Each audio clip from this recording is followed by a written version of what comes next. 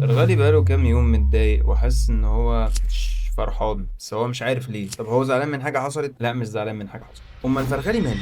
لما بنيجي نتعامل مع الجسم على اساس ان احنا يا اما متضايقين من حاجه نفسيه يا اما في حاجه جسديه تعبانه فبالتالي مأثره على نفسيتنا، ده غلط تماما، لان احنا ناسيين جزء مهم جدا في طبيعتنا احنا كبشر، وهو الجزء الروحاني. العالم الروحاني ده عالم كامل متكامل بيأثر علينا بشكل كبير جدا نفسيا وجسديا كمان. فلما تبقى متضايق وانت مفيش حاجه لا نفسيا مضايقاك، ان انت مثلا انا عملت اللي عليا كله وبرضه انا متضايق، والجانب الروحاني ده بقى بيتحل بايه؟ بيتحل غالبا باي حاجه ليها علاقه بالدين، سواء انت مسلم مسيحي بوذي، عادي جدا، ما دام في روحانيات وصلتك مع ربنا هو ده اللي بيملأ الجاب اللي عندك. فلما انت تبقى عامل كل حاجه بتبسطك وجسدك كويس ما فيهوش اي مشكله ولسه زعلان برضه زي فرغلي، تعرف ان انت كل اللي ناقصك ان انت تعلي الجانب الروحاني عندك.